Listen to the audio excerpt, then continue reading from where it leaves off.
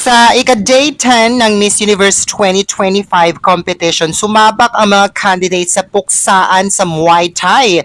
Makikita base sa ibinahagi ng ilang Thai media, nagpuksaan ang mga candidates sa Muay Thai. Tadyak kung tadyak, sipa kung sipa day. Suot na mga candidates ang kanilang simple outfits for today. Majority of them just wore t-shirts and some sort of leggings. And syempre, inaabangan pa rin talaga ng lahat ang puksaan ng stage presence, stage power at ng mga outfits na ipapakita ng two front runners na sina Thailand at Philippines. Now, let me be clear, let me say this. Ganito kasi yan, Day. Bakit natin chine-check araw-araw yung outfits ng mga candidates, yung mga galawan nila sa competition? Kasi ganito kasi yan, Day. Dito kasi natin makikita kung sino yung may X factor, kung sino talaga yung nagsha-shine, not just sa outfit, pero sa presence, sa aura, sa impact, regardless if it's just a simple activity, wearing simple outfits or naka-gown man sila. For instance, kahit na naka-simple outfit lang sila dito matitest yung isang candidate na kahit na pare-pareho sila ng outfit, pero sino yung mas malakas yung stage presence, yung aura, yung umaangat talaga at nagsha-shine yung personality. It's not just always about the gown or the outfit Kung sino yung malakas, yung may star power, kahit na simple lang yung outfitan nila. Nagets nyo? Kasi as a Miss Universe, kahit na naka-t-shirt ka lang, Day, naka-t-shirt lang yan, naka-leggings yan, iba pa rin yung impact ng presence niya Like Victoria, di ba? Ang ganda ng tindig ng presence, electrifying. Di ba? Now, we're going to see who shines the most in this activity. So, si Vina is wearing this pasabog kabugera outfit for their Muay Thai activity. Naka-blue and gold pasabog top. And same with the short, blue and gold din. Ang ganda. Then, meron din siyang gold na parang cloak, pasabog ang high heels Day na boots hanggang tuhod, naka-braids ang hair, smoky eyes si ate mo, todo sa pag-aura si Vina. Grabe Day.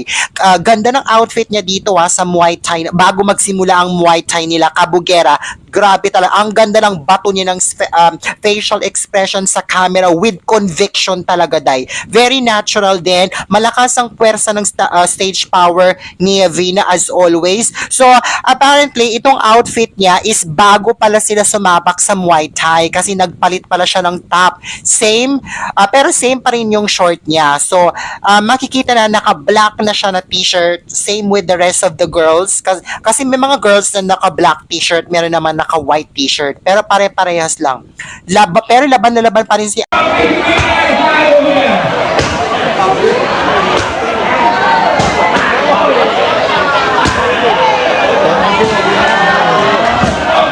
At dahil sa may pasabog siyang ipinakita sa media, well, I'm giving her a 10 out of 10. Kasi nag-effort naman din kasi si ate. Let's give credit naman sa effort niya. Kasi, diba, that's what we're looking for. We're looking for a show, an entertainment, even if this is just a simple activity. Diba? Now, let's go to Atisa. Based on the video that MUPH shared on social media. So she's wearing this skinny short and black shirt similar to what Venus wore, black t-shirt. I think pare-parehas lang naman sila Ang ganda ng look niya here Naka-braids din siya just like Vina. And fairness, maganda ang makeup ni Atisa, fresh, very demure, very charming, very beautiful. Sa outfit niya, wala naman akong masasabi kasi pare-parehas naman sila ng outfit Day. Her look today is very well put together, malinis, pulido. Siguro dito na lang tayo magbibigay ng score sa pagdadala niya sa presence niya. And again ha, I love her look for today.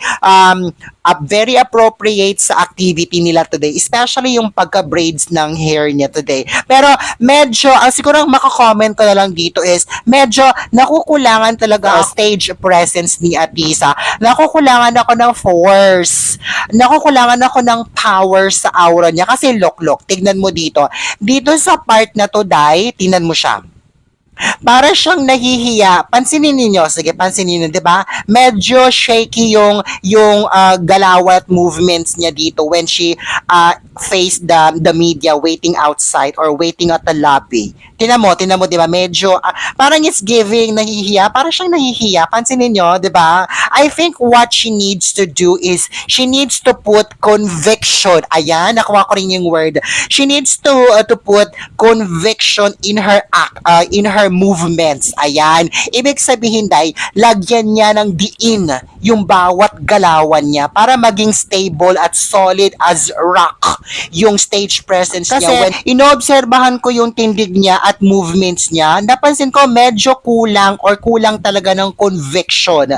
What's the word? What's the Tagalog word for conviction? Parang diin. Diba? Kasi nakuha na niya yung fierce eh. I love it na naglalagay na siya ng variety sa facial expressions niya. Nakuha na niya, perfect na yun. Pero parang naiwan yung movements. Kailangan isama yung galawan, Day. Yung tindig, Day, lagyan ng conviction, ng diin para mas umangat pa. Kasi dito sa part ng shots na to, tinan mo, para siyang it's giving, parang nahihiya siya o kinakabahan. Ganon yung rehistro sa camera. Ganon yung rehistro. Nako, delikado pa naman yan, Day. Kasi kapag sa prelims at finals, nag-register yan sa camera tapos nakita ng mga judges, lagot na, Day. Kasi most of the time sa monitor pa naman nakatingin ang mga judges. Kahit sabihin natin na nasa front seat yung nasa VIP seat yung mga judges, pero malayo pa rin yung distance from the stage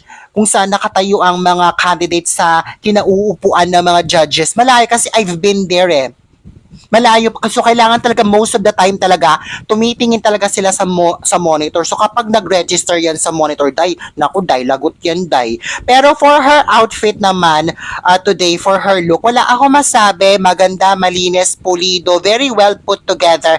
I'm giving her look, including the stage presence today. Sige, taasan natin, 9.5 out of 10. Diba? Ayan. Anong hanash mo, Day? Comment mo dyan, dali.